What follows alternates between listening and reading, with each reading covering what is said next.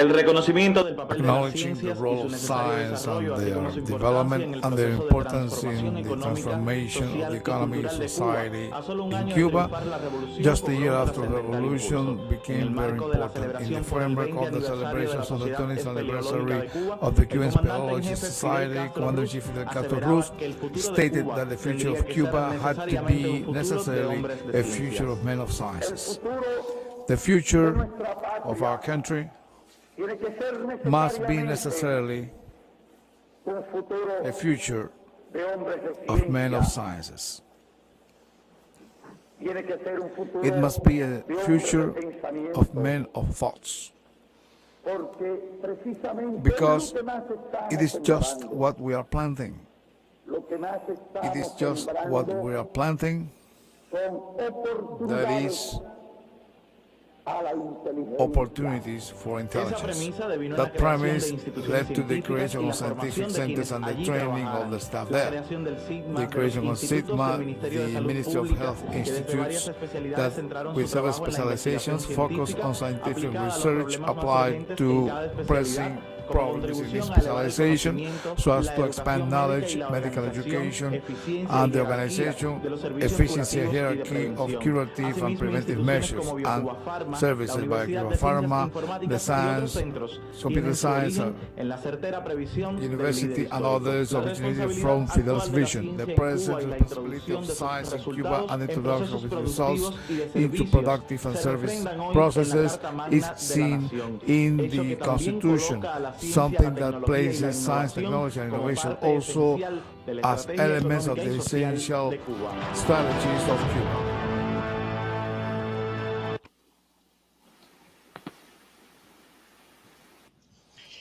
Buenos días, buenas tardes, buenas noches. Soy Mónica Valente, secretaria ejecutiva del Foro de São Paulo. 13 de agosto. August the 13th, a day like today, Fidel Castro was born. Our great commander, our inspirer, the founder of the São Paulo Forum. Today we are celebrating his 95th birthday. Y es una celebración del hombre, celebration de ciencia con visión de futuro. Celebramos vision of su pensamiento, we are celebrating his ideas, his memory, his teachings. Gracias al compañero querido presidente Fidel Castro, our dear President Fidel Castro, thanks to him, Latin America and the Caribbean embarked on the path of victory for the first or early vaccines of Latin America and the Caribbean against COVID-19. Today we are having a meeting which is very important.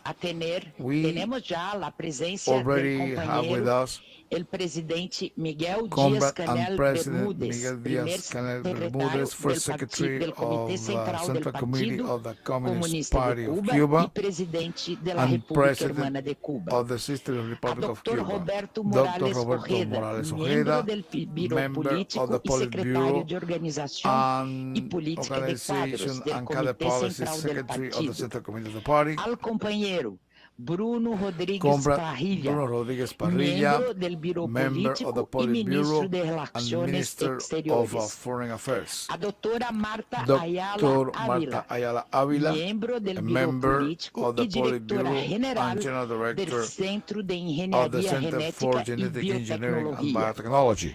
Al compañero Rogelio Polanco Fuentes, a member of the Secretariat and head of the Ideological Department of the Central Committee of the Party.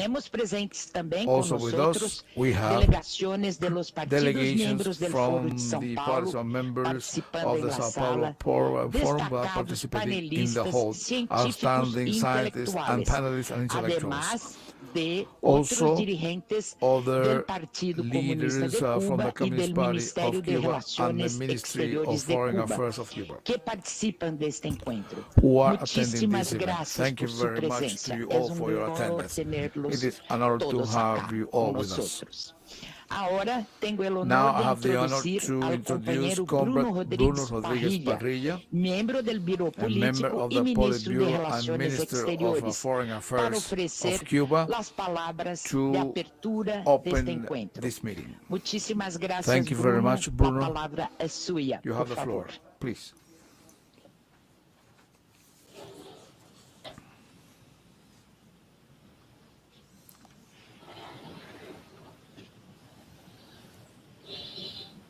Por favor, no se escucha.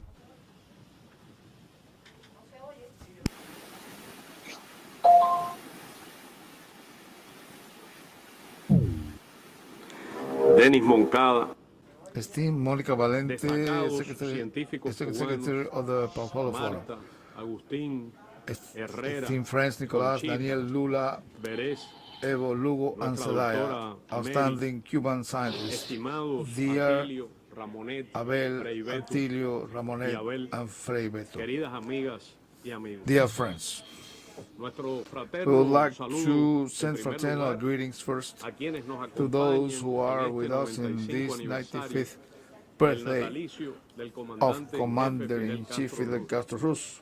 Honrarlo hoy Honoring him today significa means estudiar su studying his pensamiento ideas, emancipador, his liberating ideas, continuar su acción continuing transformadora his y transforming aplicar en actions, los hechos su and legado applying imperecedero in frente practice a los his acuciantes everlasting retos legacy que in the afronta face of the la pressing humanidad. challenges facing Son más humanity. conocidos sus aportes en otros dominios del His desarrollo de la contributions ciencia, in other parts of science are better known, but it is fascinating to see his early understanding of social communication and computing. En 1963, In en 1963, medio del ciclón Flora, during the Hurricane intentó usar una Flora, primitiva he computadora tried to use a de una primitive tonelada de peso. one-ton computer.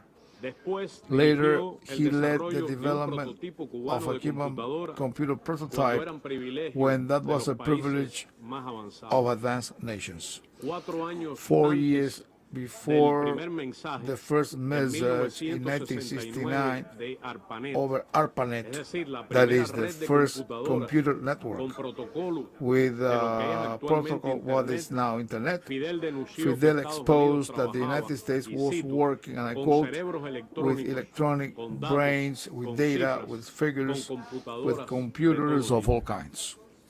Fui testigo en I septiembre de 2000 saw in cuando se September sentó Fidel 2000 en when Nueva Fidel York, al sat parecer down por in New primera York, vez seemingly for the first ante time una computadora before personal CP, para seguir por a PC, internet, to fascinado, follow una mesa internet redonda and que se see congelaba a roundtable program constantemente. that froze all the time. Luego, con Later, preguntas infinitas, with many questions, enloqueció a los he profesores drove the de un professors curso of individual individual de course of computación on que se computer that organizó was organized there así mismo. crazy. En su última In his década, last decade of estuvo life, acompañado he was siempre de una accompanied tablet always by a tablet manos de su querida in the hands Dalia, of her dear de sus Dalia, hijos, his o de un children, fraterno or asistente a fraternal para buscar assistant datos looking inverosímiles. for En incredible este mundo, data. In this donde se world pasa más tiempo where en los you canales spend more digitales, time over the es digital channels, it imprescindible is acudir al indispensable arsenal de ideas to y read aportes the concretos many de Fidel ideas and para la contributions disputa Fidel made for the political político-comunicacional. and communicational Por debate. ejemplo, For la necesidad example, de combinar the el need acceso for universal a las combining redes de universal access información to y las information comunicaciones, and communication a la networks, par que se desarrolla to the el development pensamiento crítico of de la critical sociedad. ideas in Y society. cito, And I quote, las ideas nacen de los ideas are born conocimientos from y de knowledge los valores and éticos. from ethical Una values. parte importante An del important problema part of the problem estaría resuelta would be solved tecnológicamente. technologically. La otra, The other part hay que cultivarla must sin be descanso honed all o the de lo time, contrario or se otherwise impondrán los instintos más primarios. the most primary Escribió instincts Fidel el will 17 impose de themselves. julio That was de written by 2007. Fidel on July the Habló 17th, también de la 2007. necesidad de la He also talked unidad about the y necessity la for unity articulación and the política, political articulation comunicacional y and the mediática media emancipadora y and contrahegemónica. emancipating and Insistió en counter-hegemonic adaptar nuestras struggle, luchas a las and he redes insisted on y adapting al our ámbito struggles to the networks comunicacional in sin abandonar the nunca las calles. communication network without abandoning Alertó the de la streets. construcción He warned de of un the nuevo construction orden social of a de new Internet internet como un social imperativo order as an imperative for struggle for justice and for a new international order. His ideas as to telecommunications, computing, and social communication, as in many others, went ahead his time by decades. Those who go over history of me or his early speeches in the revolution will see that his battle against the demos started over 70 years ago. Fake news, manipulation, deceiving publicity, privatization of the media, and the monopolization, the attempts at imposing what he early called cultural imperialism and monoculture, the conviction that science and technology at the service of evil shall never bend the peoples were some of his ideas. Fidel understood that achieving homogeneity like that in the United States in the cultural field and that of symbols has always been among the great aspirations by Washington, particularly since his elite understood the difference between domination and hegemony and embarked on the creation of a consensus in its public dimension, together with a cultural and symbolic manipulation, describing actions of non-conventional war being waged against Cuba and other nations today. The strategic vision by Fidel in this sphere admired or brought the admiration of entrepreneur Ted Turner, who said that he decided to create the CNN International Global version after meeting Fidel Castro in Havana in February 1982. Fidel understood early that the technological communication struggle had become the biggest front in the imperialist war, when most statements were giving cyber-utopian discourses.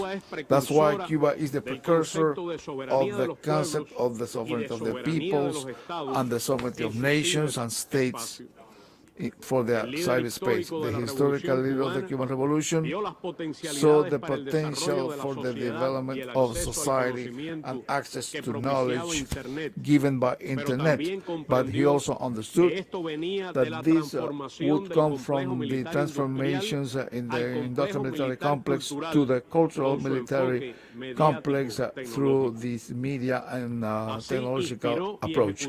So he carried out a completely original program to deal from emancipating and counter-hegemonistic vision, the cultural war based on the new tools of information and communications. That is what he called the battle of ideas. He carried out several precursor projects for political communication.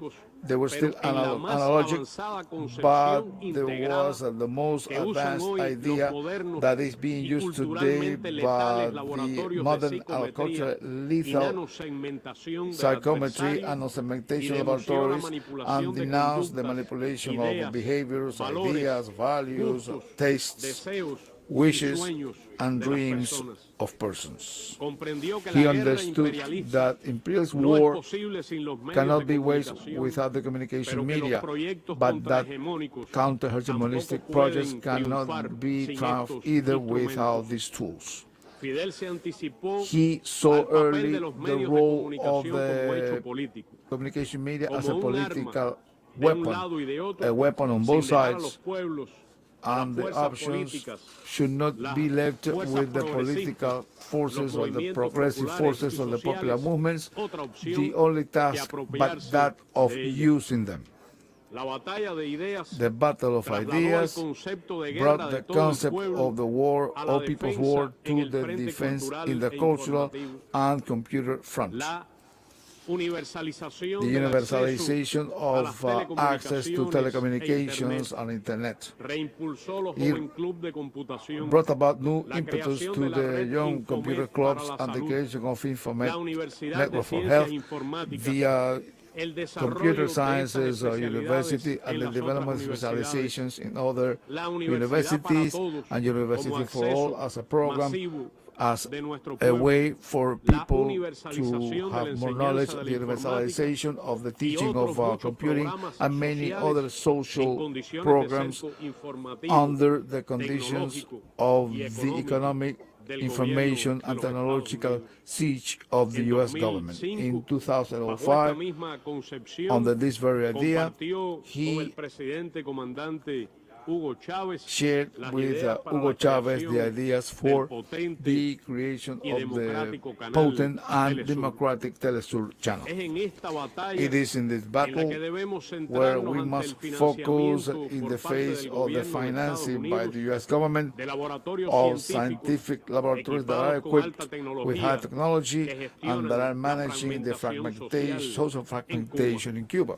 Through lies, misinformation, discontextualization, hyperboles of our problems, the toxicity, hatred, and division, these labs are trying to annihilate the social consensus of the Cuban Revolution, of socialism in Cuba, and avail themselves as a mirror the new forms of participation, particularly for young people that are emerging all over the world and also in Cuba. Those plans, in our case, will be smashed by the profound revolutionary, patriotic, and socialist convictions of the Cuban youth. It is necessary to actively include in this political and communication battle the social movements, the lefty forces, progressive intellectuals, the Friends of Cuba, and Cubans living abroad, as part of the political and media effort against the hegemon to which Fidel continues calling us today. We Cubans shall defend in any way, by all means, our right to free self-determination and exercise of our sovereignty. Our people, closely united around the Communist Party of Cuba and the revolutionary government, will be struggling in full loyalty to the memory of Fidel's leadership and the leadership of the first Secretary of the Communist Party of Cuba and President Miguel Díaz-Canel Bermúdez. We shall defend truth and we shall uphold the revolution. Patria o muerte, venceremos.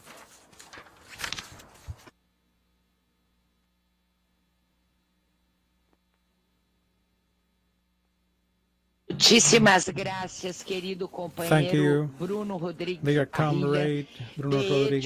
Parrilla. It is, of course, very emotional to hear this futuristic vision, this humanistic vision, and also the battle of ideas by our everlasting commander Fidel Castro. He was able to foresee everything that we have been living up to now, and thanks to him, we have the ideas about the truth, science at the service of humanity, and also solidarity. Thank you very much for that. Now, we're going to have a block composed by Cuban scientists, and we're very proud to host them. We are going to listen to Agustín Laje Dávila, advisor to the president of Cuba, founder of the development of science and also medication against cancer. We're going to host as well Dr. Luis Herrera Martinez, advisor to the president of Cuba Pharma, founder of biotechnology and interferon in Cuba, and Dr. Concepción Campa Huerto.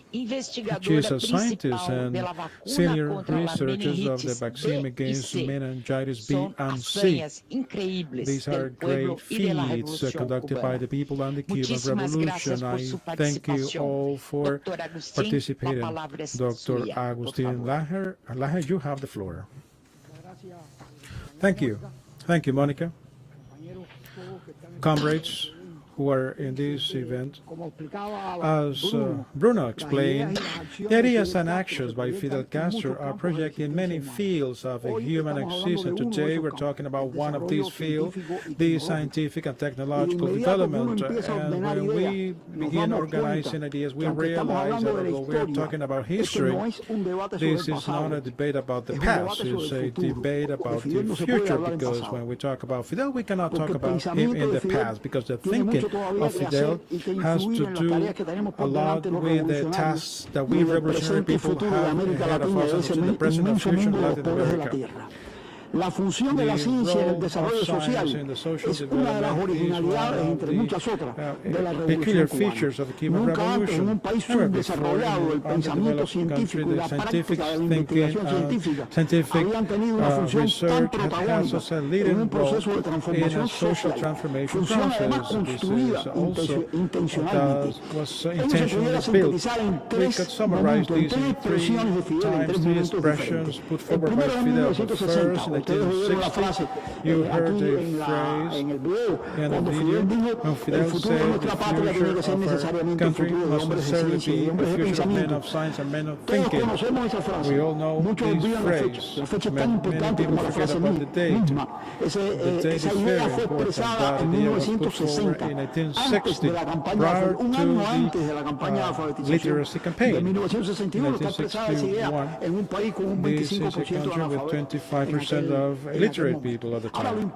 The important thing about this idea is not only the idea per se, the advanced thinking, but also the coherence between this thinking and action.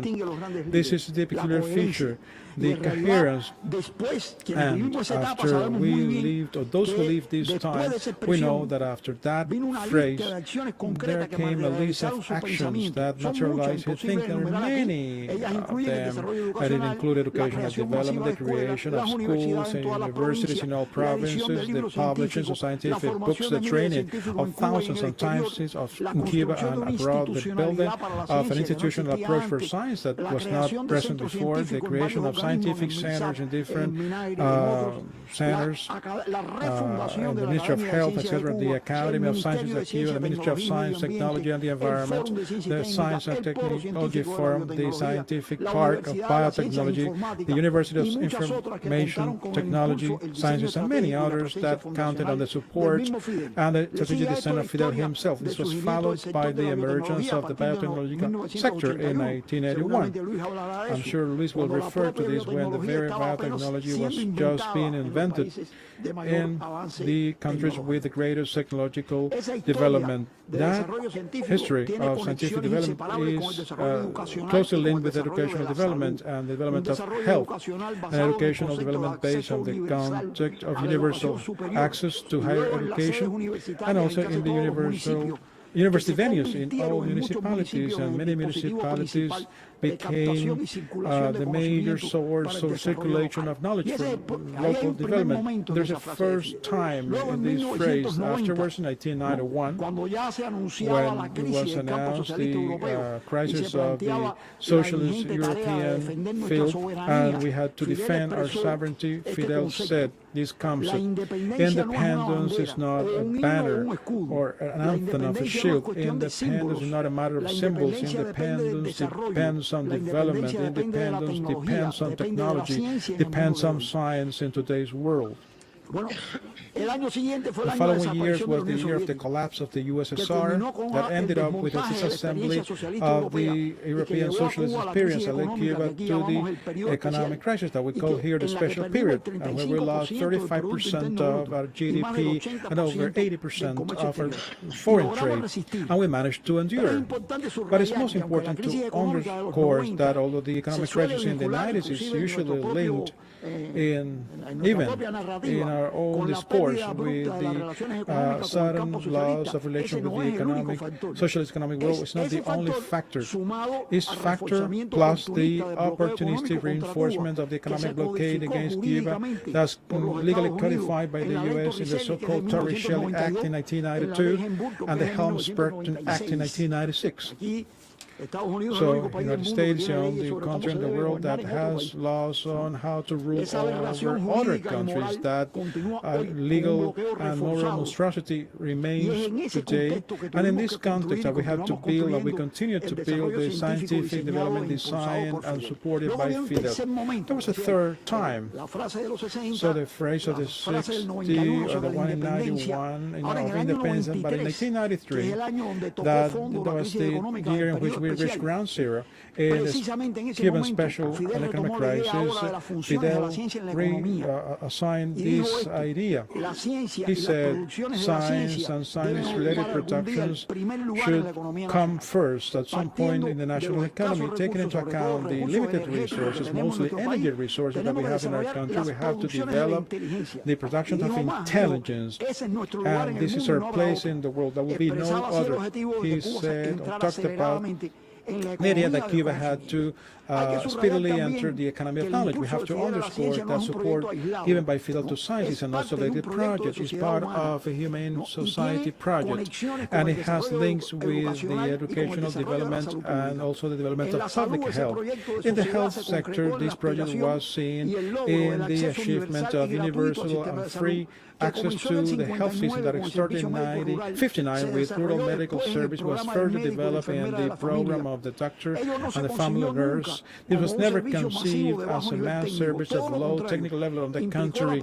It implied the proliferation of medical universities, the development of medical specialties, the third-level scientific institute, and the design and implementation of this health system is what led infant mortality rate to go below 5% and life expectancy of 78 years. It was another battle of ideas, both in education and in public health. We see the same strategy to combine mass access to high quality, understanding that matriarchal mass approach, this cannot have an impact on the society. That concept of wide range and outreach at the same time is what is explained in the development of biotechnology, in the ICT universities, in the youth clubs, and the mass access to culture, and many other initiatives put forward by Fidel in the battle of ideas. We have to underscore as well that the development of biotechnology was not limited to the production of new knowledge or vaccines, but it implied the emergence of a new kind of organization.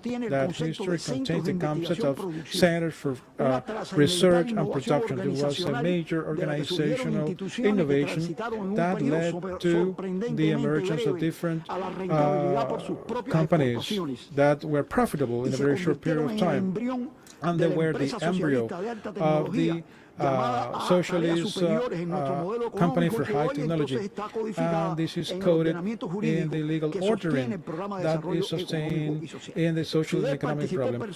Fidel participated in the conception, design, and emergence of these scientific centers. I know the history of the Center for Molecular Immunology. I've had the opportunity to work there since he was created in '94, and he expressed that idea. Notice that it was opened in the midst of a special period in 1994, and Fidel underscored that that center was not a luxury, it was a health promise for our people and a source of revenues for our economy. So it has been the case for over 30 years, the mission of that center. And I have to underscore that science is not a luxury. It is another battle of ideas, because some people see this as a luxury. Then we understood why science is not a luxury, and we understood there is no possible development without the insertion of science in the economy. There are no niches of excellence, but within the whole economy, without scientific capacity, there's no capacity to assimilate foreign technology. As a small country, our economic deficiency depends on our capacity to insert ourselves within the world economy, and this is also only possible with the leverage of science and technology. And if it's a highly developed technology, it is not possible in socialism. These ideas were put forward at many documents, and they reach up to 2019, and they were included in the Constitution of the Republic of Cuba. You have Article 21 that includes the situation of science and technology with the economic bylaws, not only in education and culture, but also in the field of technology. This is the type of economy we want to build. At the beginning of this panel, we said that any debate on the thinking of Fidel Castro is not a debate about the past, it's a debate about the future. When we talk about Fidel, we cannot talk in past tense. Our generation of scientists, educators, health professionals in Cuba had the privilege to work very closely with Fidel in these tasks. All of us who underwent this experience, we have dozens of anecdotes and personal experience to share, where we could eventually share with you here about the thinking of Fidel, his capacity of persuasion, motivation, quick transformation of ideas into action. But these reflections of today regarding the 95th birthday of Fidel will be superficial if we were to limit only to the listing of anecdotes. What is indispensable to do today is to underscore and convey the concepts underlying behind these interactions, each of these actions by Fidel, and we have learned, and this is precisely very important to convey the concepts to the new generations. Concepts such as some of these concepts that I were able to write down, the commitment with the future, even in the midst of major immediate difficulties. We're doing this case when we face today's difficulty, the value of knowledge for defense of national sovereignty and social justice, mass access to knowledge and culture as a human right, as a pre-requirement for the economic development, not as a distal consequence of the growth of the economy, trusting the major potential intellectuals and ethics of the human being, the will to set more ambitious goals, where I recall that Garcia Marquez characterized Fidel as a man of everlasting illusion, incapable of conceiving all ideas that were always major ideas, the sense of urgency that is included in another phrase. Dates are very important here. Fidel said, I am part of this side of those who are impatient, of those who are always in a hurry. This is a concrete example.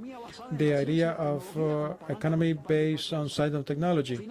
Finally, and in a deeper level, we have to identify in Fidel an ethical attitude that we could call the sense of the immediacy of the future, that the idea that the future is for today, and we see this over and over again, and the idea to do away with illiteracy in only 1 year, in the agrarian reform, including most advanced level of production, the outreach of university education, even beyond the labor demand of the mass access to culture, also the higher life expectancy over 80 years, the introduction of communist formula of distribution within the construction of socialism, and many other examples, and ethics of intellectuals that Fidel applied first of all to himself.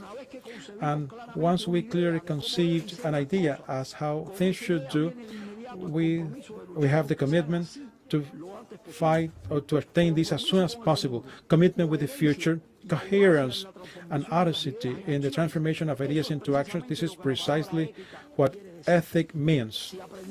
If we learn that and we integrate this to the ideas of Cubans, Fidel will have given us great tools to open the 21st century with the complexity and challenges. Thank you.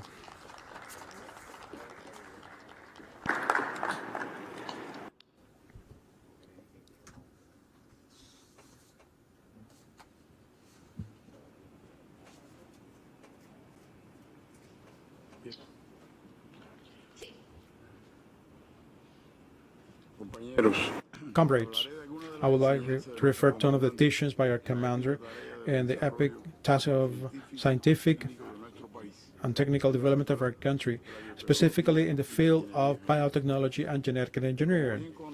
We all know that the commander-in-chief, since the beginning of the Trump revolution, materialized his thinking into many actions impossible to list this time in his contribution to science. These actions include the support to a comprehensive educational development, universal and free, the creation of school universities in all provinces, publishing of scientific and technical books, the training of thousands of scientists, the building of an institutional approach to science, and the creation of scientific centers throughout the country, and many others that counted on the support, the strategic design, and the founding presence of the historical leader.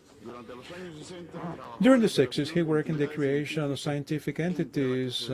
We have to highlight into area in 1953, IDITCA, in 64, CUJAE, in 65, the Institute for Animal Science, and the 13 National Scientific Institutes of the Ministry of Public Health and the National Center for Scientific Research. This last is devoted to the research in the field of biology, biochemistry, and the participants of mathematicians, medical engineers, among others. The organization of the scientific degree system was also on the defense of the first dissertations by PhDs, was also coupled with the multidisciplinary tasks in scientific and productive institutions in the country. This allowed for an indisputable breakthrough. Science must become a productive force, and by doing so, scientists were trained who were part of the scientific centers in the field of biotechnology, genetic engineering, and pharmaceutical industry. In 1966, it was decided by the leadership of the country to ordinate Cynic to the University of Havana. In a slide where we see the commander in Cynic in 1969, during a meeting for the future planning of scientific development in agriculture and other elements of scientific development in the country. These revolutionary campuses enable us to group the scientists of greater experience regardless of their subordinations. And there was a new stage in Cuban science. The Cynic was of course at the forefront of Cuban science. In 1981, with the creation of the biological front, we started to accumulate experiences and positive results. There were institutions that were created: CIP, Sempalab, CIGP, Finlay Institute, CIE, SENSA, BioCen, the National Center for Neurosciences, and the Center for Molecular Immunology. Also, as part of the biological front, we have the IPK. This is a very important institution founded in 1937.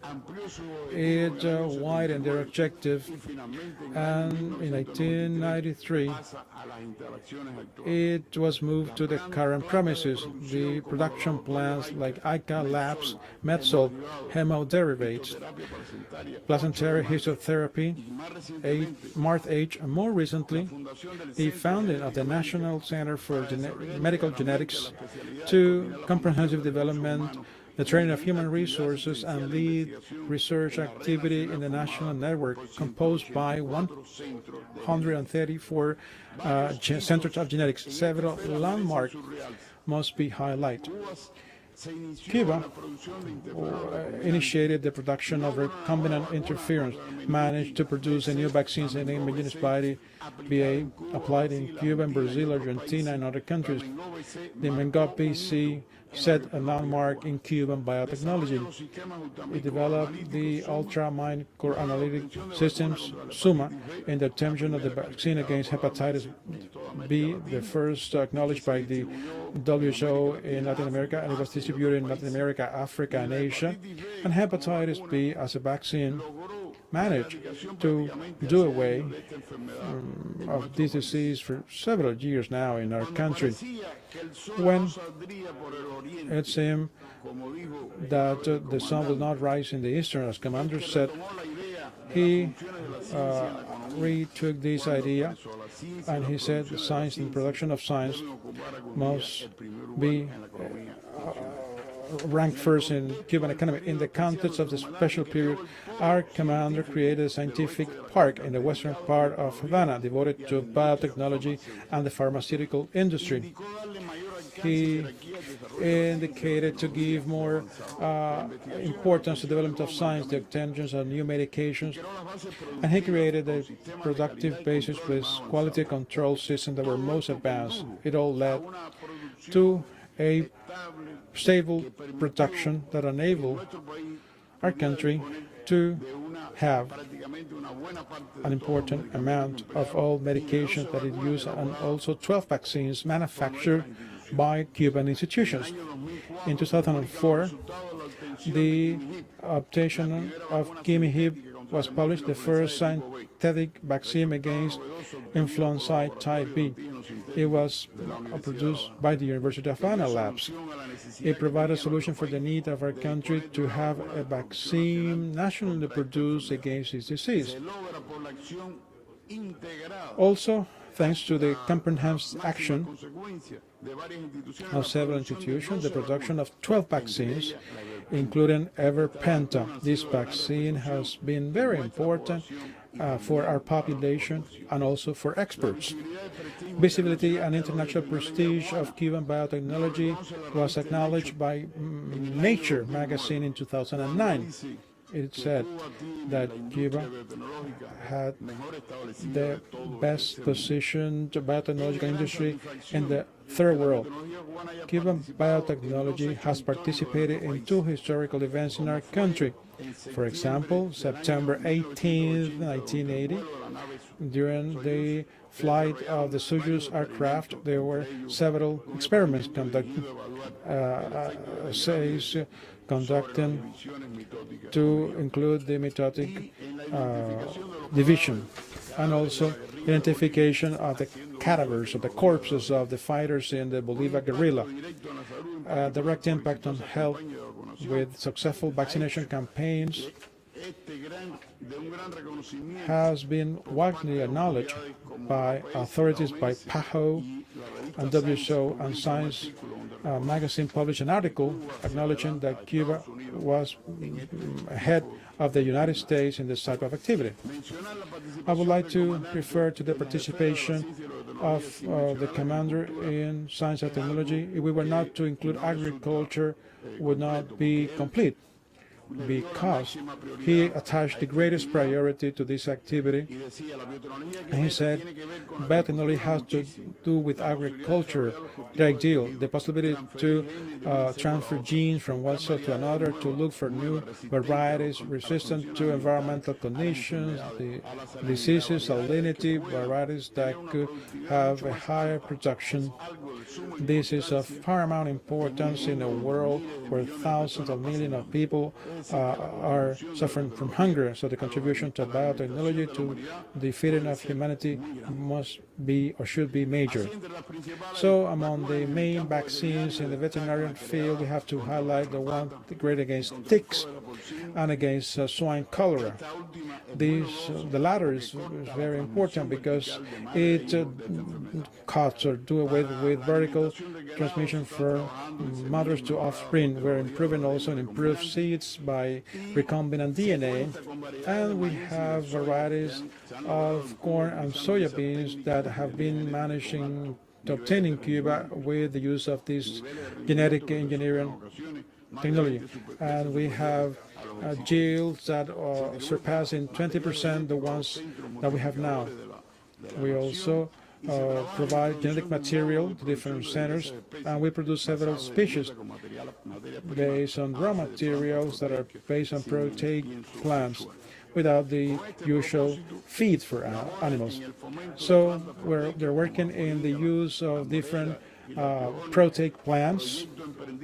This is a project that was started by Commander, and at present we are working with 432 hectares. Thanks to the country by Fidel, we have more sustainable energies and systems, and they are capable of using the environmental resources with more efficiently. And we have a group of companies, a social company with high technology that are grouped under the higher organization in Cuba called BioCuba Pharma. We have unique medication like EverPro and Sinovac vaccine as the creation of therapies for the treatment of diseases of the central nervous system, cancer, chronic hepatitis B. This has become our country in a world power. The fight against the COVID-19 pandemic. Since the beginning of the pandemic in March 2020 in Cuba, there was a purpose to contribute to the tackling of this disease, and we came up with procedures aimed at targeting different objectives, the increase of the immunological response. We have biomodulin T interferon, the use of interferon, etc. These medications were used in the reprofiling, so to reassign a new possibility of usage. Then we use another peptide, and the antibody, the monoclonal antibody, was also used.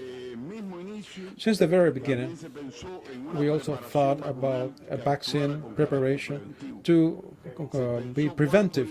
We thought about different alternatives, and there were two groups of projects, one led by Finlay Institute, and it included also the Molecular Immunology Center and the BioCen as productive units, and the other project by the Center for Biotechnology and Genetic Engineering, the HIGV, that were associated to ICA labs. The experience, the precedent experience and the talent in our country was used, and 5 vaccine candidates were emerged. Thank you.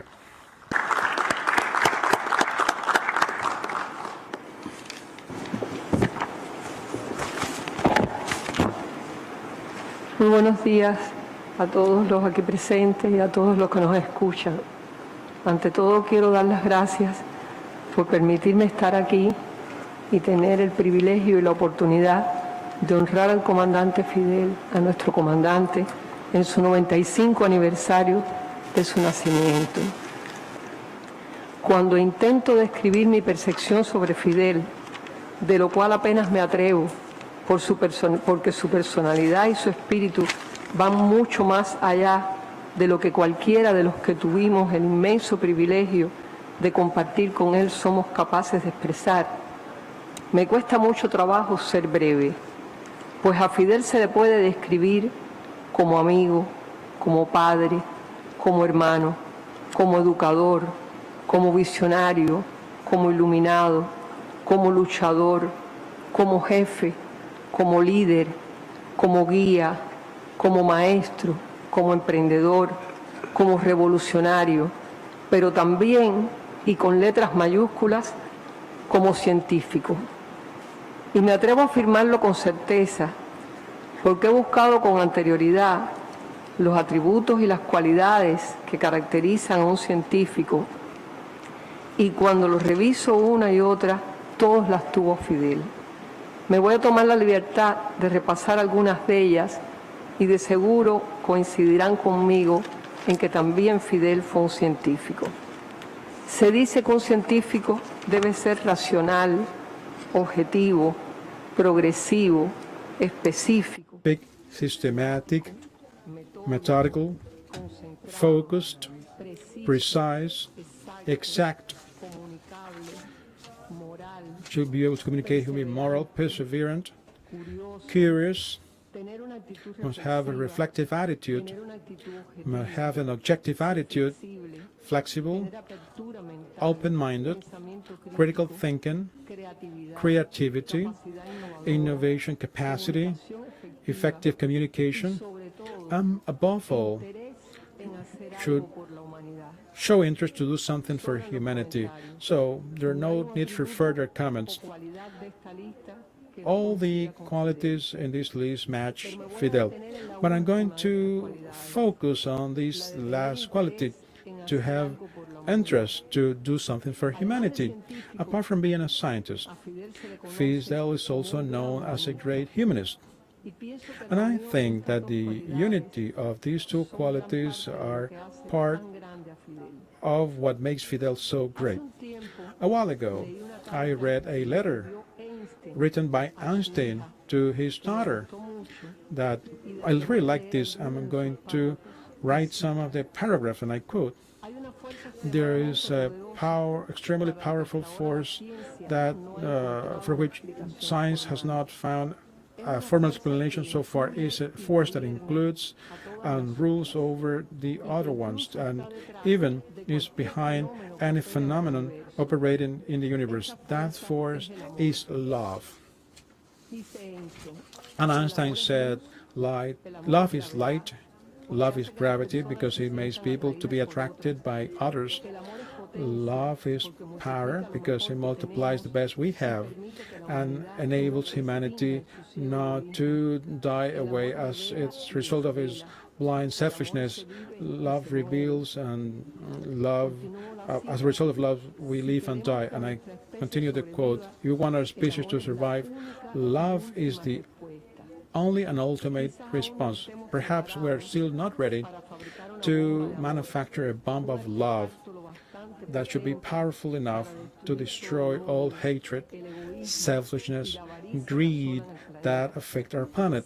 Nevertheless, each individual carries within him or herself a generator of love whose energy is expected to be released.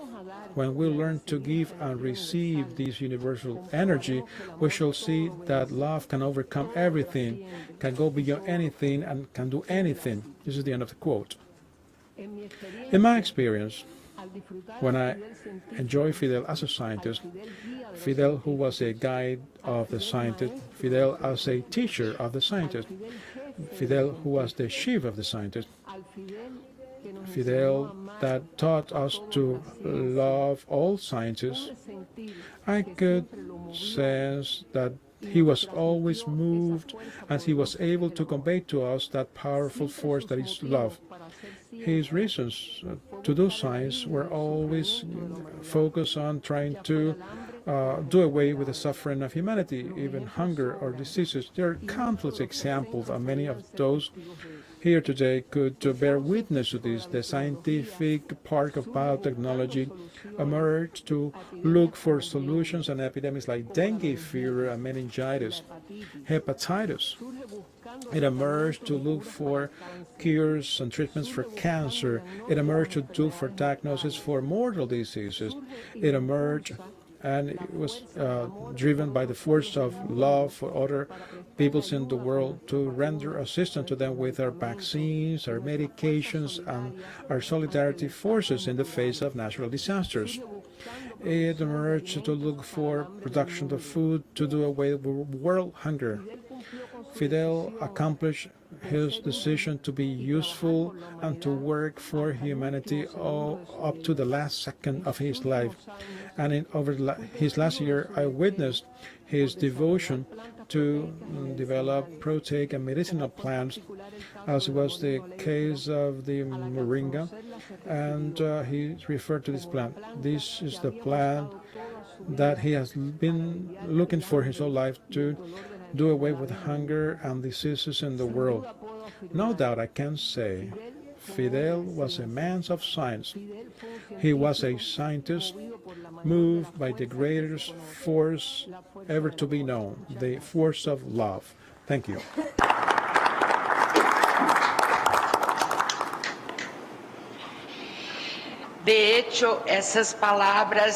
Indeed, these words pronounced by Concepcion, Luis Herreras, and by Agustin have been very emotional for us. And as Dr. Agustin said, speaking about Fidel is talking about the future. Talking about Fidel is talking about love, humanism, and also about the struggle of peoples. That is why the empire shall never defeat the Cuban Revolution. That's why more than 184 countries voted in the last General Assembly of the United Nations for the immediate end of the blockade of the United States against the people and the sister Republic of Cuba. We are very touched and we will all the time learn a lot. Down with the blockade. Patria muerte venceremos. Long live Fidel. And now we would like to watch footage about the way that COVID-19 is fought on the production of Abdala vaccine. After 1 year of the first cases of COVID-19, Cuba still doing some protocols to be able to stop the pandemic.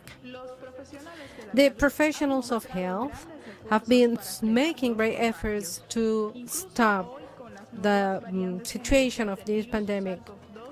With this SARS-CoV-2, they are increasing the challenges, but the desire to work still present. It's important to face COVID-19 and has been possible because of Cuban biotechnology, which is an industry founded by Fidel Castro more than 3 decades away, which is still recognized in the world as one of the most important successes in science. Looking for Cuban vaccine candidates and the products supplied in the country, show. By the end of the year 2020, Finland Institute of Vaccines introduced Soberana, and Biotechnology Center presented Soberana. This island presented some possibilities of having the first Latin American vaccine, its own vaccines. With the 3 dosages of Abdala and the scheme of 2 Soberana O2 dosages and 1 of Soberana Plus, they insist in having a more immune partnership before the 2021 ends. This is an example of what a country might do if all efforts are put together. This is a kind of important achievement for science. Yes, thank you. And now we would like to go to the second block of scientists. We would like to have the honor to listen to Dr. Marta Ayala Avila, Director General of the Center of Genetic Engineering and Biotechnology that led the research about Abdala vaccine. And also we will be able to listen to Dr. Vicente Perez Bencomo, Director of Finland Institute of Vaccines. He led the research about Soberana vaccines. Please, Dr. Marta Ayala, you've got the floor. Good morning, everyone. We would like to thank for this opportunity to be able to share this celebration of the 95th anniversary of our Commander-in-Chief, and it's also a luxury to be able to be sharing with these important men of science that together work with Fidel to create these research centers. The Center of Genetic Engineering and Biotechnology, which I represent, is one of the legacy our Commander-in-Chief left since July the 1st, 1986. He said, this is an outstanding center, but I hope this is outstanding and also the scientific results to be attained. This is a phrase that has been, for these 35 last years in the center, and they took these phrases, and in this center, Cuban generations have given the best to contribute with the health care of our people and other peoples in the world. This vision of our Commander-in-Chief made possible or enabled this expertise in the generation, production, and introduction of biotechnological products to be available to face COVID-19. Together, the most experienced scientists and the youngest one have been going out from the universities, and during 2020 have been restless and give it the best of them to fight COVID-19. This group of workers created two vaccine candidates, Abdallah and Mambisa. Abdallah is speaking about the first epic poem of Jose Marti, our national hero, and Mambisa refers to the first fighters for the independence in Cuba. Abdallah is the first vaccine, Cuban vaccine, to be used in cases of emergencies. To receive this authorization, we have to meet some requirements for the regulations for all the stages in attaining this vaccine, as well as the technological, preclinical, and clinical development in different stages. And this process of production on all the assessed products have its origin in all the experiences I have mentioned by Doctors Laje, Herrera, and Concepcion Campa.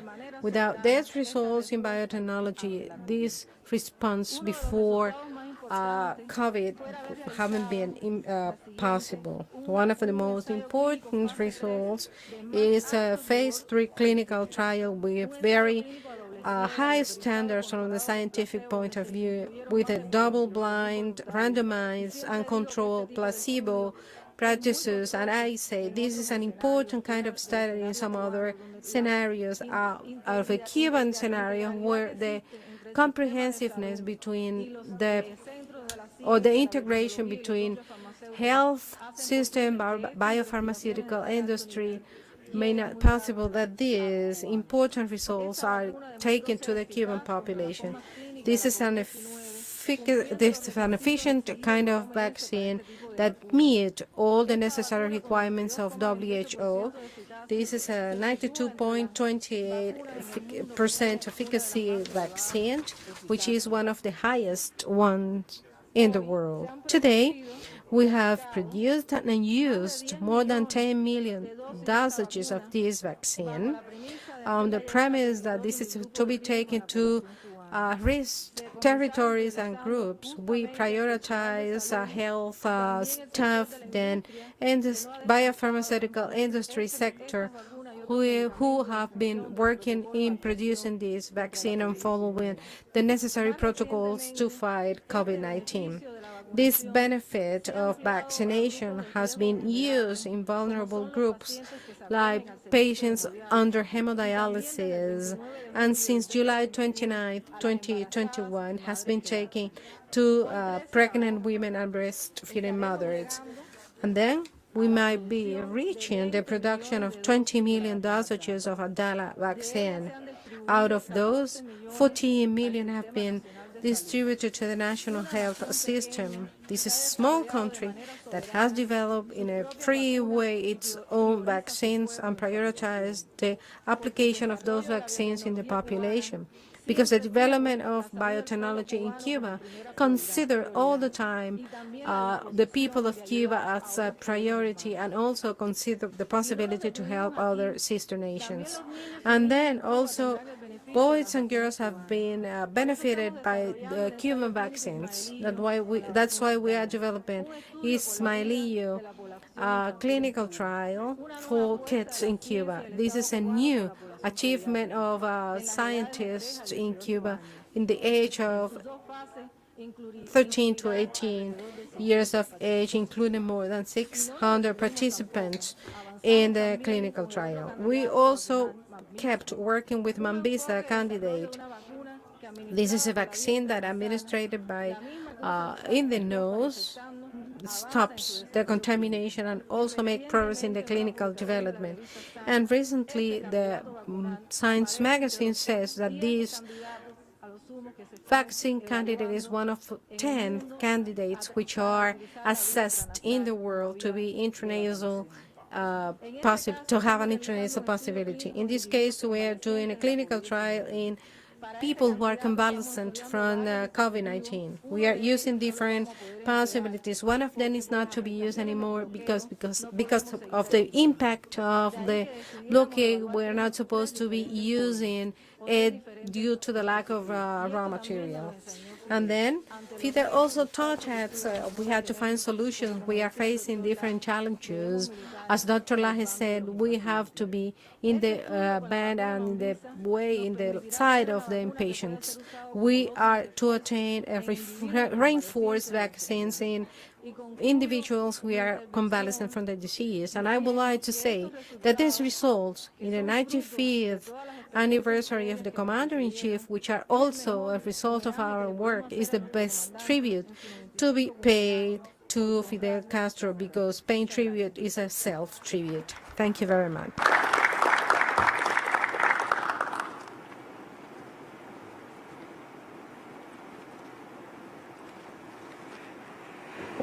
Sí, buenos días. Good morning, everyone.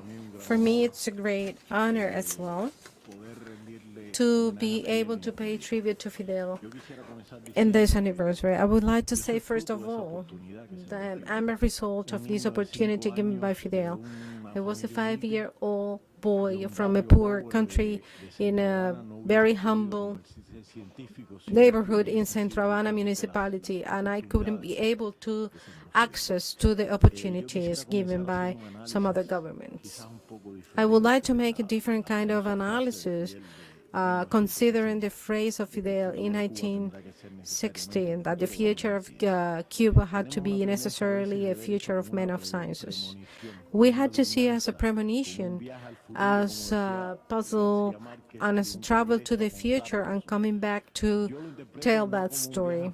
I take this not as a trip to the future, but also or come back to say what is going to happen. But I would like to interpret this as work done in these regards. I say that Fidel had everything planned in his mind.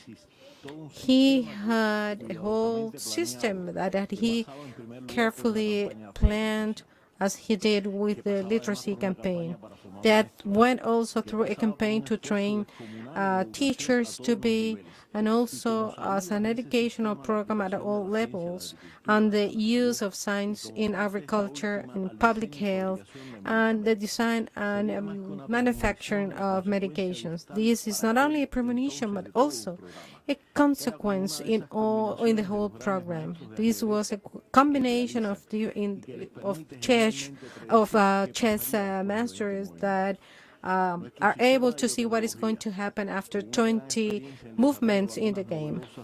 This is a biotechnological system to prevent some infectious diseases, and we were ready to face the possibility of developing vaccines. This was the possibility we had before we thought about having COVID-19 vaccines. As a tribute to the birthday of our Commander-in-Chief, we thought about this possibility.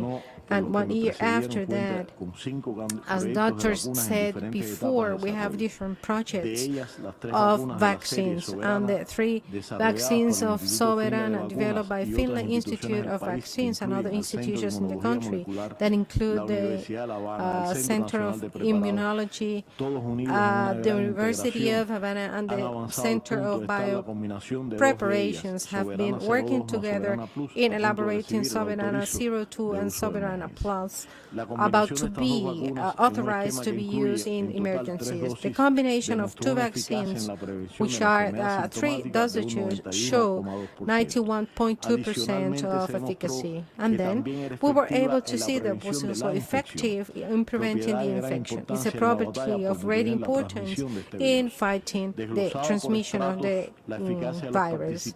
Also, we developed, breaking down this in strategy, we were able to see deficiency in different people. And under 65 of age, years of age was 77% useful. Today we have a combination of clinical trials in pediatric groups, and we have attained important results. Children and young people have better response than adults to our vaccines. So very soon we will be able to be using these vaccines in young people between 3 to 18 years of age, and to see that this is a very safe way to protect parents and our grandparents. We have been using Soberana 02 and also have used this as a reinforcer of a natural immunity in those who are convalescents for the disease. And the specific immunity in these kind of patients is also increased, protecting them against the possible reinfection with new strains. The phase 3 clinical trial was developed in the city of Havana with a predominancy of Beta or South African strain, which is more resistant to induce immunity. More than 10,000 convalescent patients have been immunized, and the authorization for using Soberana Plus in emergency cases might be adopted. We are still making progress in some studies to extend the use of vaccines to other population groups, as well as developing vaccines which are more adapted to the new strains that appear, and also to conclude the trials with Soberana 02. This is a way to develop the innate immunity, which is today, and today we are having a 2-3 phase clinical trial in Cienfuegos province, and also we are working in those groups of the population that have a poor response before the first scheme of immunization due to age or problems in the immune system. We have not rest during these years, and we have made extraordinary efforts to have 9 clinical trials, unprecedented clinical trials, like phase 3 with more than 40,000 subjects. We have some phase 3 advanced clinical trial in the Islamic Republic of Iran with 24,000 volunteers, and the result is extraordinary. Likewise, we have been producing or manufacturing on an industrial scale Soberana, and we have a strategy that shall enable us to introduce Soberana as the main drug against the pandemic. Young people have been working and making great efforts, and then that made us think that Fidel was right when he said that the Cuban Revolution is in good hands. Thank you.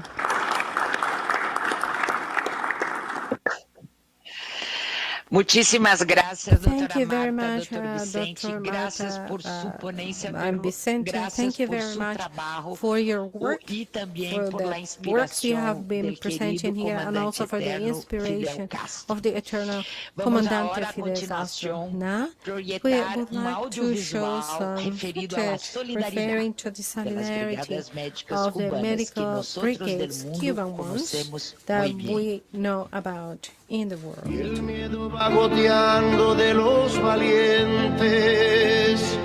El contingente internacional The international contingent of specialized doctors in cases of disaster and epidemics, Henry Reeve, was created by Fidel Castro on September 19, 2005, responding to the damages caused by Katrina hurricane in New Orleans, United States. You, with your fast response and without hesitation, always ready to serve your duty in new and difficult conditions, are writing a very important page in the history of solidarity between the peoples, and you are also paving the way of peace, the path of peace in the suffered human species.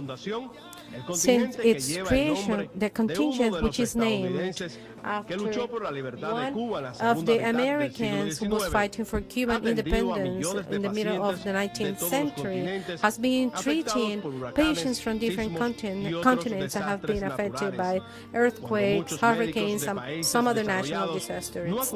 Some developed countries, many developed countries did not go to face Ebola, but our specialists were there. On March 12, 2020, this pandemic, COVID-19 pandemic, was declared in the world.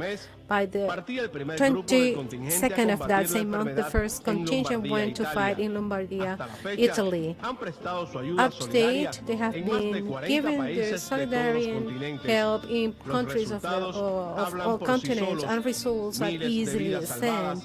Many lives have been saved, medical care have been given, as well as some nursing procedures have been given in different parts of the continent, and in the training of sanitary personnel so that this human work is not stopped. Every relief contingent is cooperating not only overseas. While coming back to Cuba, they are working as well in the most complex tasks in our island. Su misión Their mission is to save lives. Cabalgan sobre nuestro tedio.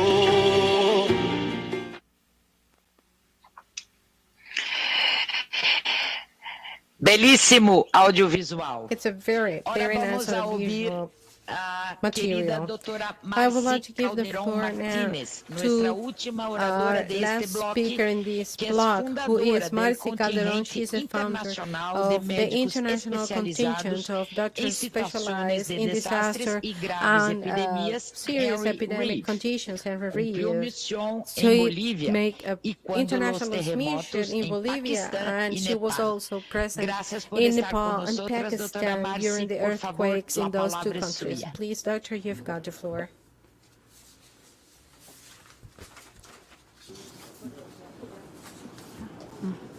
Buenos días. Good morning. We celebrate today this tribute to the eternal Commander-in-Chief Fidel Castro in this anniversary of his birth. Yeah, it's very necessary in days like this, when his ideas and his examples show the way to fight in solidarity against capitalism and selfishness. The internationalism and solidarity with the peoples was taught by Fidel with his examples as considering humanism and solidarity as values and principles. Cuban revolutionaries are internationalists, and we feel that as a duty. As doctors, paying our internationalist missions, collaborating with other countries, were identified by Fidel with the indispensable spirit for the advance success of peoples. In his words, in the Constructor Day in 1974, when he recognized the international spirit of constructors, Cuban constructors working in Vietnam. Cuba is a solidary nation that has trained many people in the Latin American School of Medicine founded by Fidel in 1999. 27 from Latin America and the Caribbean have been trained there. Solidarity is a message of love and peace and construction. By the triumph of the Cuban Revolution in 1959, Fidel said, "A dream I have in my heart, and it's also, I believe, in the hearts of all Latin American men, might be Latin America united, having it as a unique force." This is a Jose Marti's thought, showing humanity between the countries. Humanism and solidarity are fundamental principles, and this has enabled that 450,000 workers of Cuban health system have been working in 164 countries. The first brigade in 1963 went to Algeria. Today, Cuba is cooperating in 62 countries with 28,000 Cuba parents, 52% of them are women. There are different ways of international cooperation given by the system of health. The comprehensive health system includes the special mission in Venezuela as well as Milagro or Miracle Mission that has given the site to more than 3 million patients from more than 34 countries working together with health relief contingent. The comprehensive health program, which was also an idea of Fidel, came after the damages caused by major hurricane in Central America in 1998. The mission given by Fidel to us also defined the principles and values of cooperation, and he said, "You are going as sacrifice people given human health, working in difficult conditions and places to save lives, to give welfare to human beings, and also to prestige the profession of doctors." The specialized contingent, the contingent specialized in disasters and epidemics every year, was created as an initiative of the Commander-in-Chief in 2005 after the damages produced by Katrina hurricane in the south of the United States, and it's named after the American combatant Henry Villa, who died in Cuba in 1876. The creation of the contingent, offering the solidarity to the United States, showed that there are no language or ideological barriers. After 16 years, this contingent have given solidarity in more than 22 countries, with 7,950 professionals of health to face floodings, hurricanes, earthquakes, and epidemics. The greatest challenge has been facing Ebola in Africa, in Liberia, Guinea-Conakry, and Sierra Leone, and was recognized by the WHO with Lee Young-wook Award in 2017. As part of this contingent, I was member of the Pakistan mission in 2005. For 8 months, the Cuban brigade was facing difficult climatic conditions, and we took care of more than 1,700,000 patients. More than 40,000 surgeries were performed. 166 patients were rehabilitated and will save the life of more than 2,000 persons. It's important to highlight the bonds of friendship and respect between the two countries. In the year 2020, to face COVID-19 pandemics, 57 brigades of the international contingent went to 40 countries, made up by more than 4,000 poor parents. Today, we have 21 brigades in 20 countries with 1,615 poor parents, and 658 of them are doctors. All the protocols have been met to fight COVID-19, and there is an exchange of valuable experiences related to treatment, ventilating modalities, and the organization of intensive therapies. This has promoted that after the proposal of different important leaders who also paid tribute to Fidel Castro last year, the contingent was recognized with the candidacy to be awarded with the Peace Award. This is important for the doctors in facing the campaign of the Trump administration that also strengthened the blockade that had stopped the economic and social development in Cuba.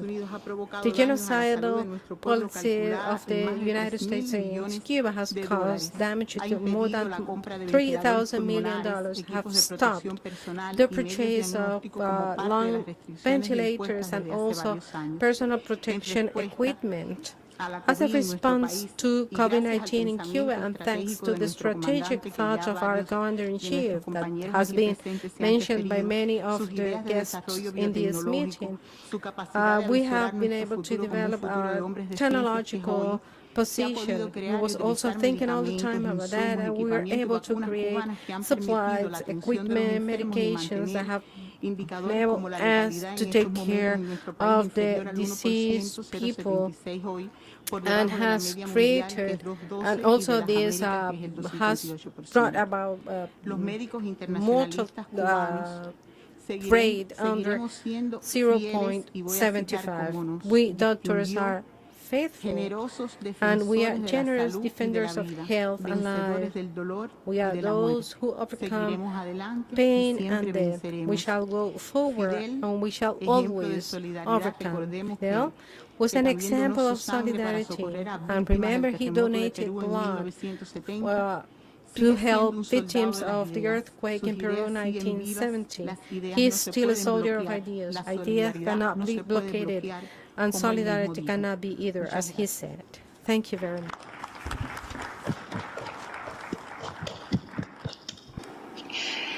Thank you, Dr. Marcia. I would like to thank you. The entire humanity thanks you in this work inspired by Fidel. As we learned with the Cuban Revolution with Fidel, solidarity is not to have what we have in excess, it's what we have, what we share. This is a great teaching of humanism and love. And when Cuba sends doctors to assist countries and people in the world, unfortunately, the United States government reinforces the unilateral measures and the economic sanctions, and they make Cuban people suffer. Therefore, we're always on the side of Cuba. Fidel forever, and homeland of death we shall prevail. Thanks to our Cuban scientists. I would like to thank you for joining us now. I'm going to give the floor to a new block of speakers of outstanding intellectuals linked with Fidel, the study of his thinking and teachings. We have the honor to give the floor to Abel Prieto Jimenez. He is the president of the Casa de las Américas. Also, we will listen to the words by our dear comrade Atilio Jesus Alberto Boron, politologist, sociologist, scholar, and writer from Argentina. Next, Ignacio Ramonet, journalist and scholar from France, a former director of the magazine Le Monde Diplomatique. And then we will listen to comrade Frei Beto, theologist of liberation, writer from Brazil.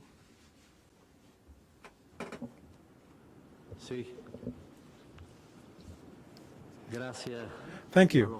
I would like to thank the organizers of this meeting for inviting me to speak here. This is a great honor and privilege for me to be here in this tribute to Fidel. I would like to thank Monica for her introduction.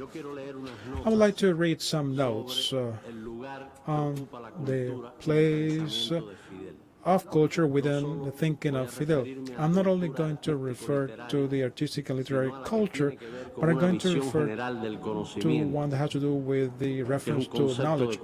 This concept of culture that Fidel used many times. For Fidel, a revolution cannot be limited to transforming the material conditions of people. Although they might mean radical transformation, although most people may benefit, that revolution will not be complete if it doesn't imply or entail also a cultural revolution. We have to recall what Fidel said together with Commander and President Hugo Chavez when they paid a visit to the Siempre University of Venezuela. He said, a revolution can only be a daughter of culture and ideas. It means we have to change the awareness of people, we have to change and transform the culture of people. I would like to focus on the cultural meaning of a very important event within the revolutionary period, that is the event that took place on April 16, 1961. hace unos meses A few 60 months años. ago, we reached the La 60th proclamación anniversary, del the carácter proclamation of the socialista de la socialist revolución character por of the Fidel Cuban en Revolution by vísperas Fidel de la on invasión the por eve Playa Girón. of the invasion on Bay of Hay que Pigs. tener en cuenta We que have to habían bear in pasado mind solo 2 that only años, 2 years 3 have meses elapsed, y 3 15 years and días 15 del days triunfo de enero after del the 59. triumph in January 1959. Se había producido una acelerada There was a transformación speedy en el transformation campo de la in cultura y de la the field conciencia of a escala culture masiva and consciousness en ese at a mass brevísimo scale tiempo. in that very short period of Y time. esa transformación fue clave And para that lograr transformation was que key, los principios e ideas so that the asociados al principles and antiimperialismo, ideas asociados al associated to orgullo patrio, anti-imperialism a la and the justicia social, a la verdadera social justice democracia, and the se true hicieran democracy hegemónicos were en la hegemonic inmensa in mayoría the vast de nuestro majority pueblo. of our people. Después de medio siglo After half de a sufrir century la of constante enduring influencia the yanqui emanada constant Yankee del modelo influence that was neocolonial, derived from the Fidel neo-colonial pudo model, declarar que Fidel habíamos hecho una was said revolución that he socialista had de conducted a los socialist humildes revolution por los for the humble, humildes by the y para humble, los and humildes. for the humble. Es evidente It is que el evident joven proceso that revolucionario the early había dado revolutionary ya en process, una fecha tan as temprana early as extraordinarios pasos de this avance time, had en la taken important conquista de steps una in hegemonía the cultural. achievement of a cultural En hegemony. In 1961, en medio de 1961, in agresiones the de midst toda of índole, aggressions of all se kinds, llevó a cabo la epopeya there de la was the feat alfabetización, una of verdadera the hazaña. literacy campaign. It was a Se true creó la feat. Escuela The Nacional de National Instructores School de of Art Arte. Instructors was Fidel opened. se reunió con Fidel escritores y met artistas durante with 3 largas writers jornadas and que artists for 3 concluyó long con days su that extraordinario ended up discurso with his Palabra a los speech intelectuales, called un Words discurso to the que funda Intellectuals. la política It cultural was the revolucionaria, una foundation for política the única cultural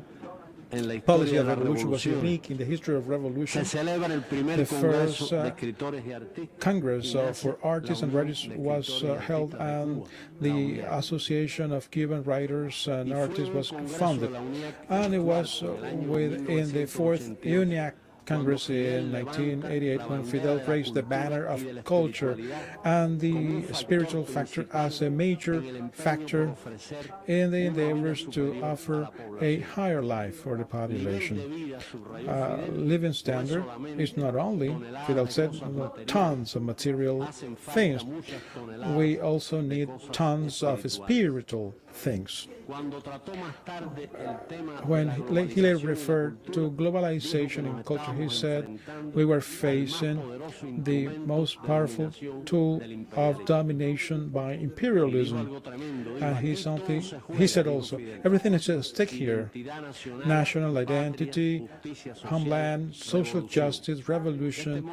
So Fidel was given the greatest importance to the cultural war, a war that cannot be undermined, and we have to win this war if we want to preserve the identity of our country and the revolution itself. That human being that was free and liberated, that is at the core of the utopia of Martí and Fidel, has to be prepared to understand the national and international environment, and also to move away from the traps of the information domination machinery at the service of empire.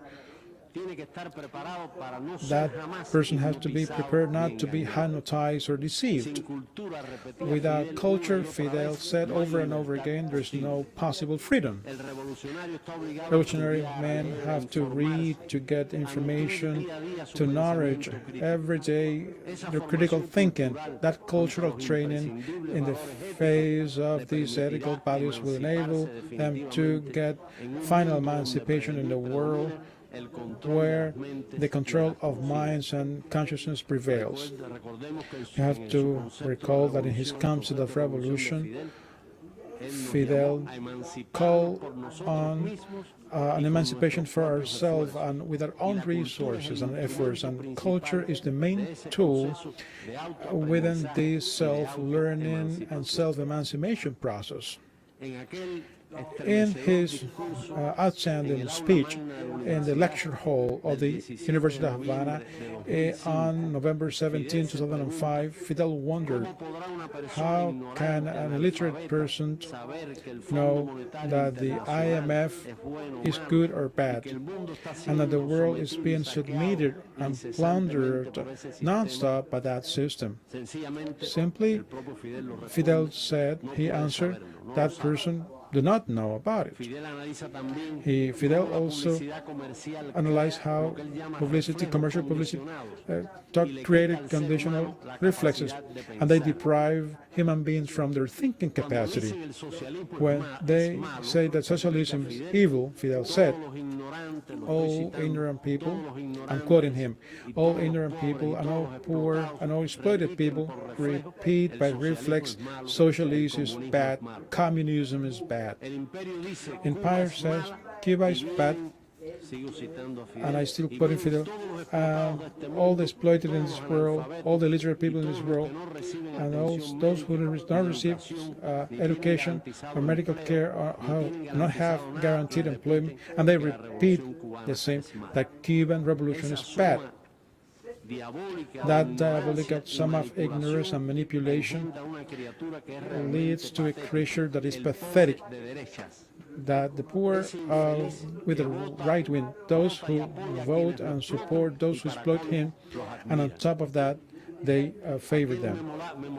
That memorable November 17, Fidel said he was dreaming about the future of Cuba, not as a consumption society, but rather as a society of knowledge, of culture, of the most ordinary human development that could be conceived with an exceptional freedom. Thank you.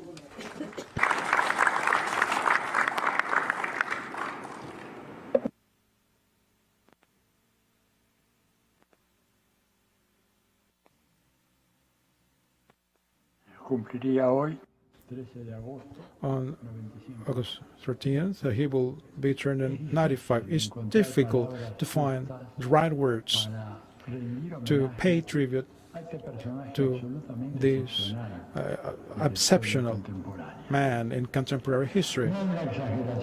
I do not exaggerate or when I said that with Fidel, with his thinking, there was a major gap in international policy. He was one of the most standing figures in the second half of the 20th century and the early 21st century. Who can recall today so many important rulers and from the right-wing movement that at the time they were almighty: Churchill, Kennedy, Eisenhower, De Gaulle? Who can remember them now? We might need statues, monuments to name a given library after them, so that people can remember, yes, those people were real people. Or Fidel does not need to have a library named after him, or a street, or a building, or a public facility of no kind. His name is in the people, lies in the people of Cuba and the people of Latin America. Fidel has been an extraordinary man in the world political history. Who can recall in Latin America those two rulers that Washington entrusted them with a task to provide a democratic alternative to the Cuban Revolution? Frei in Chile and Marin Ali in the Caribbean in Puerto Rico, to prove that they could do otherwise, not the way Fidel was doing it in Cuba. But they were forgotten. Nobody remembers that, and they will never be remembered. But Fidel, on the contrary, with the Quixote power of these impossible feats, he can fight undefeatable enemies, and to reach what could not perhaps be reached. He will be present more than ever in the struggles, and to make possible the continuity of planet Earth. Planet life in planet Earth with this idea to foresee the future. He denounced this in the Earth Summit in Rio, in the midst of the mocking of the world by those characters who have no place in history. There's no place for them in history. The man, Fujimori, George Bush, Father Felipe González. What's the role they play? Fidel himself will always be among us. Therefore, today on the 95th birthday of Fidel, we have to say with Fidel, ever onwards to victory, we shall prevail. Hola. Hi. There's no day that I do not think about Fidel. I've shared with them so many hours of discussion, so many debates. So Fidel is a man that is unforgettable when we have had this experience of sharing some ideas based on his great personality. But in this short time that I have for these words, I would like to underscore the 5 major qualities that I see in Fidel. The first is his great humanism, the sense that Fidel has that the revolution, for example, should be made with love and for love to the people and to the human beings in general. This extraordinary humanism that characterizes mainly Fidel, this deep humanism. The second is his patriotism. The second quality I see in Fidel, his deep sense of sovereignty as a good follower of Martí, of José Martí.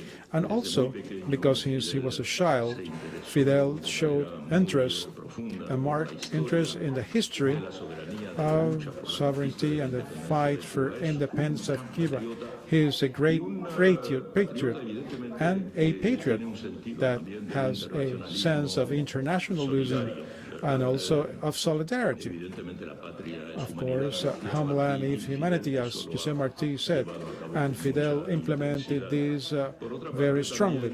On the other hand, this is included in his anti-imperialism. When you are a patriot, you can also be anti-imperialist. Also his sense of ethics, his deep conviction that the ethical principles, the moral principles cannot be betrayed, cannot be denied. We have to be held hostage of this. This is a moral demand, and this is very important. The fourth, about his sense of strategy, his strategist per se. So he sees how the battle is being waged, that defines the lines of action and the strategy. This is fundamental in Fidel, and he has proven this in all the stages of his life. So he's a great strategist, and he was a great visionary man with a futuristic vision. He was exceptional to anticipate what's going to happen. Patriotism, humanism, ethics, strategist, and visionary. These are the great qualities of Fidel. Dear and Commander Fidel, in his 95th birthday, I recall the quote by Martí, "All the glory in the world can fit into a corn kernel." Every time I pay visit to his grave in Santiago de Cuba, I always think that you have been this corn kernel, because you don't want your name in a monument, or you don't want the school to be named after you or anywhere else. You have been a planter. You planted the seed of your liberating seed, have bear fruits in the people and in the resistance against the criminal blockade of the United States, in the scientific work that has been producing vaccines against COVID-19, the only country in Latin America in the heroic solidarity struggle to support several world countries, and above all, you have been able to conquest something that no other country in our country has managed to attain: independence, sovereignty in the face of the United States and Paris. Thank you, Commander.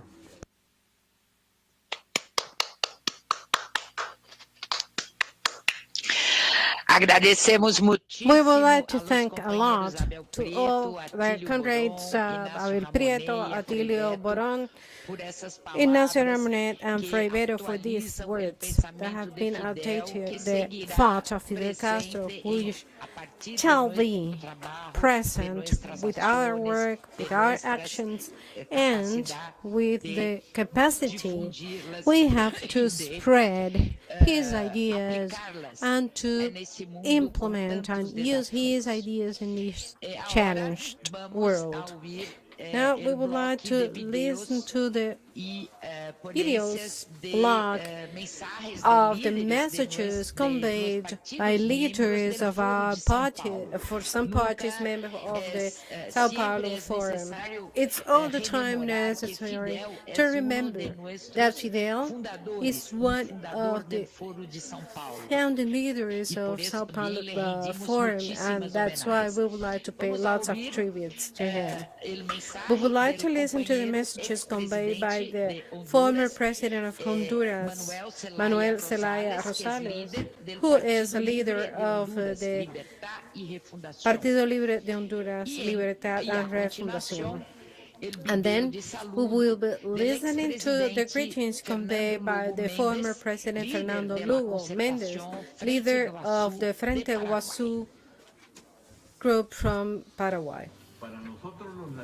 For us Latin Americans, it might be impossible to imagine the future of our peoples without considering the historical and freedom-setting actions of Fidel Castro, the clarity of his actions and his revolutionary spirit, which is the best legacy for the revolutionary people of Cuba to Raúl and to Díaz-Canel. Between 2008 and 2009, Fidel Castro wrote 5 reflections about the struggle of the people of Honduras against the ferocious enemies of ALBA and the Falcons of Washington. It's a light that comes from him that speaks about Morazán, Martí, Sucre, San Martín, Chavez, and Bolívar. I remember that the theoretical radical ones were surrendering themselves in facing capitalism, speaking about the end of history and the collapse of the Soviet Union. Fidel was fighting in Cuba in the special period, and he resisted before the imperial blockade, saying and knowing that the blockade to Cuba is a disastrous historical failure from the empire. Fidel spoke about the consequences of the unfair world order and the predatory position of capitalism, which represents a great danger. Fidel still is a socialist revolutionary leader with greatest connotation in the non-aligned countries. In the anti-imperialist international groups and the Free Party, we get together in this commemoration of his birthday, the 95th birthday, as an expression of Honduran resistance, convinced of our ideals that represent the struggle of Fidel's and the Cuban revolutions. They will never die. We shall overcome. Un saludo. My greetings, fraternal greetings, and solidarity greetings to the sister Republic of Cuba. In this important celebration of the 95th anniversary of birth of Fidel Castro's, and in this celebration, I would like to convey my personal greetings to President Díaz-Canel, to the Foreign Minister Bruno Rodriguez from Paraguay. We have learned a lot from all the teachings that were left by Fidel Castro.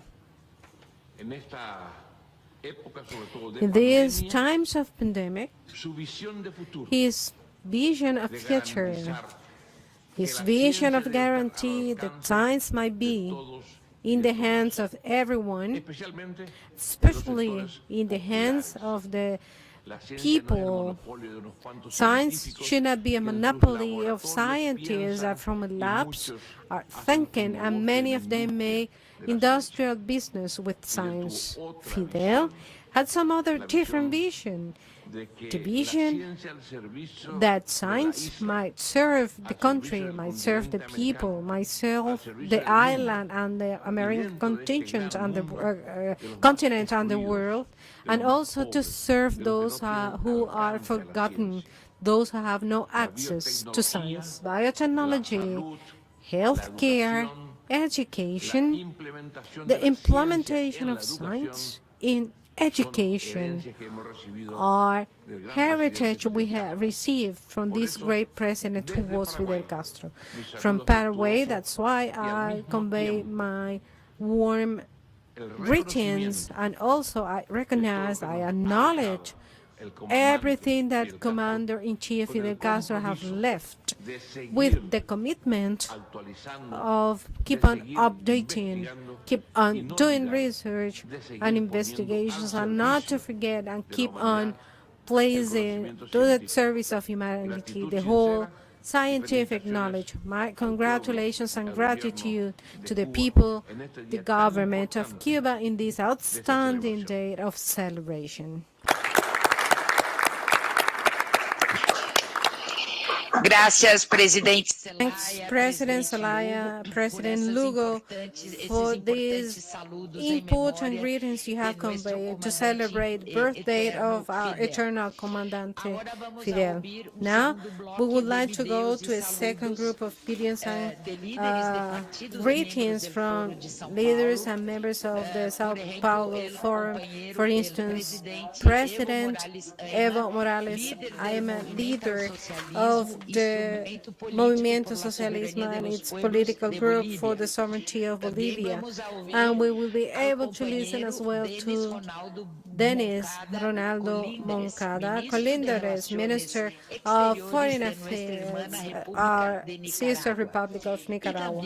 And then we shall be listening to our beloved President Nicolás Maduro Moros, President of the Socialist United Party of Venezuela and the Bolivarian Republic of Venezuela. Muchas gracias, hermanas y hermanos. Thank you very much, brothers and sisters, for this opportunity.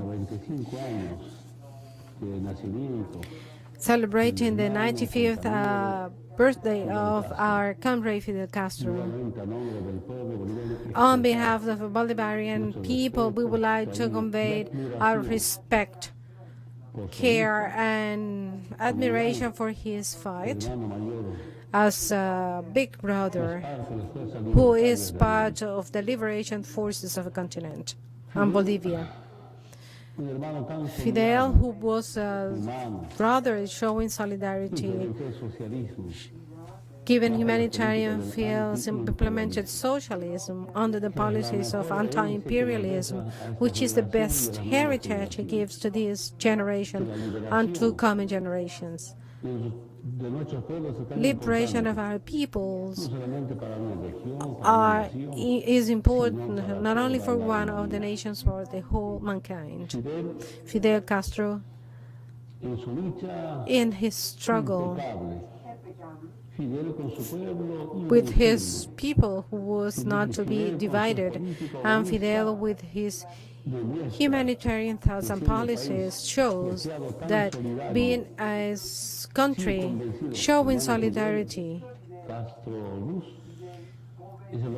he is the person showing most solidarity in the world. Despite the blockade, he was fighting together with humanitarian and progressive governments and anti-imperialist countries.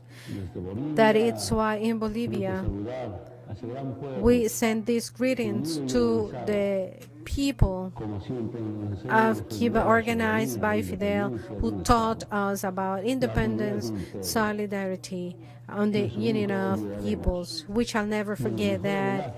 And the best tribute in his 95th birthday is not to abandon his legacy and the legacy of his revolutionary people about the liberation of Latin America and the world. To the people of Cuba, we would like to wish and call them to be firm in these difficult times before the interventions of the imperialism. We show solidarity with them for the good of humanity. Thank you very much.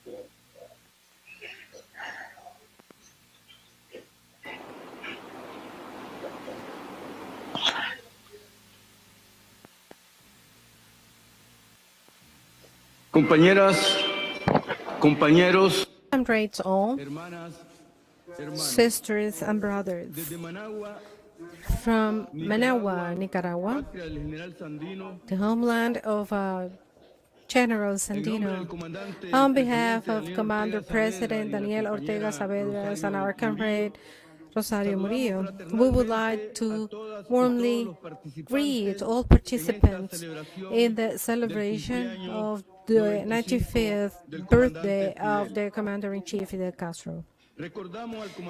We remember Fidel, the revolutionary leader, the comrade showing solidarity, the visionary leader of the revolution in human beings who are fighting every single day to transform the unfair realities, the oppression realities, aggression realities, blockades, as well as the unilateral illegal actions and maneuvers of the empire against our governments and states which are doing the best for the well-being of our peoples. Cuba is following the legacy of Comandante Fidel, also making a revolution in biomedical sciences, creating and producing vaccines against COVID-19 with an internationalist position, fighting against the blockade and the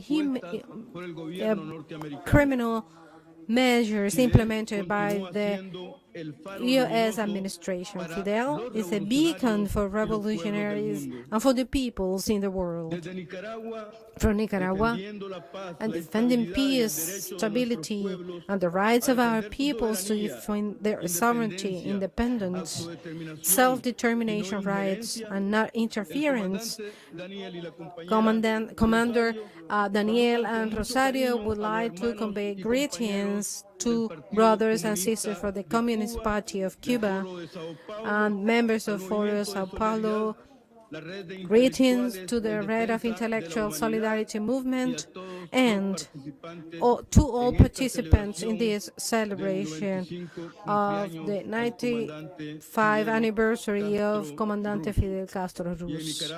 In Nicaragua, we also celebrate the birthday of Commander Tomás Borges. In our Americas, with Bolívar, Martí, Sandino, and all our founding fathers, we continue fighting with our peoples, and we are sure we shall conquer new victories. Thank you very much.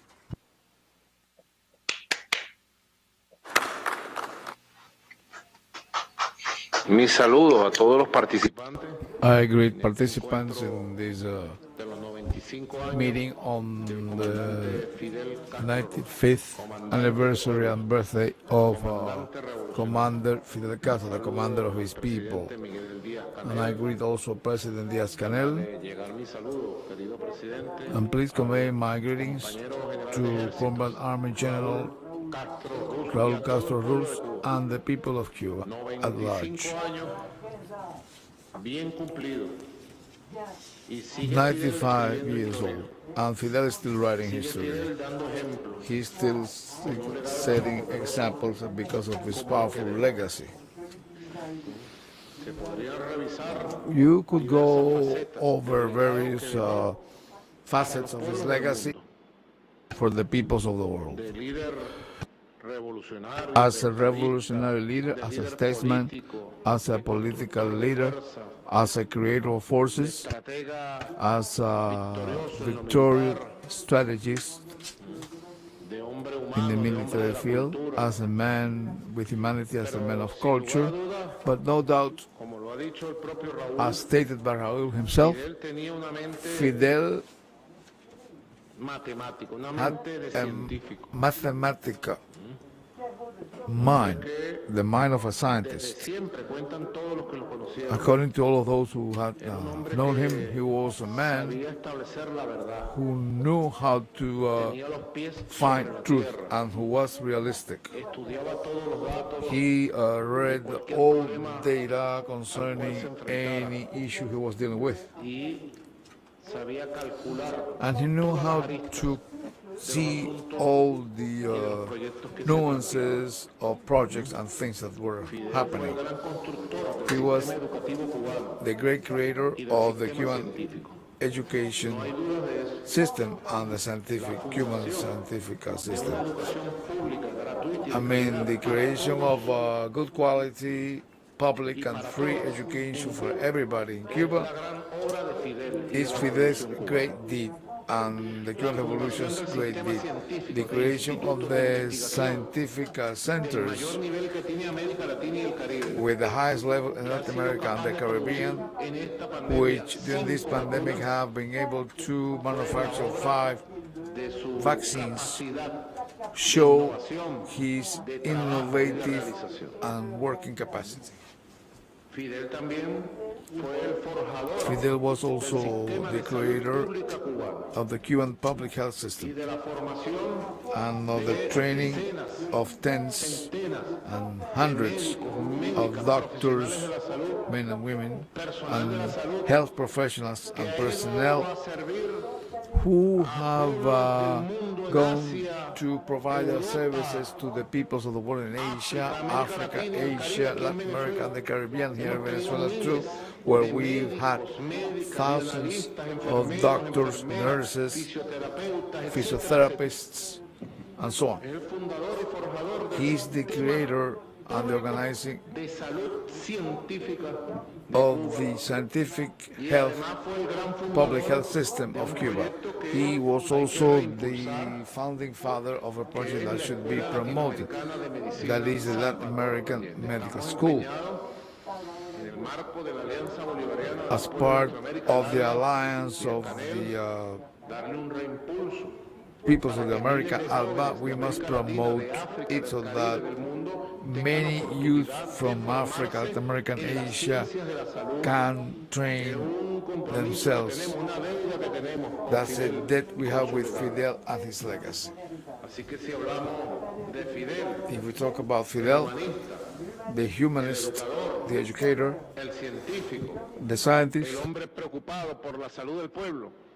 the man who was concerned about the health of his people, we must talk about what he did and his legacy.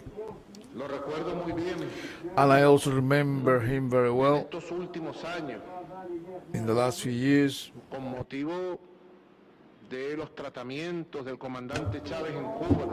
because of the treatment Chavez received in Cuba.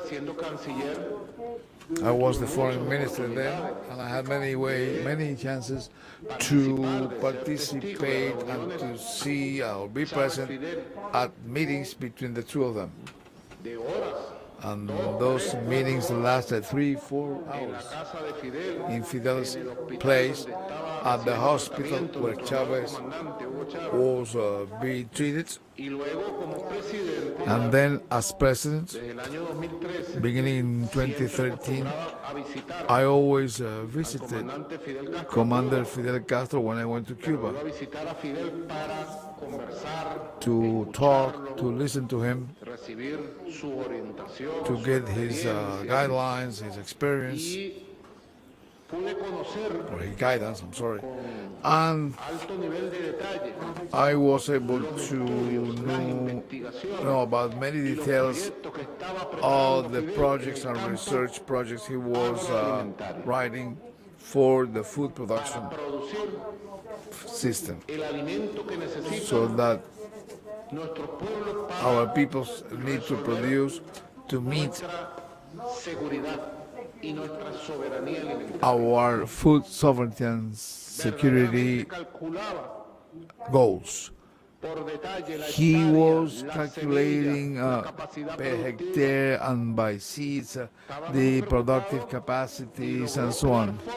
He managed to produce formulas for animal feed or animal feeding. In 2013, he asked me, how much are you importing for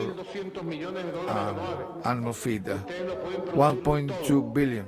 I said, well, you could produce everything there and you can save that money and manufacture better, more protein content animal feed for swine, cattle, and so on and so forth. That research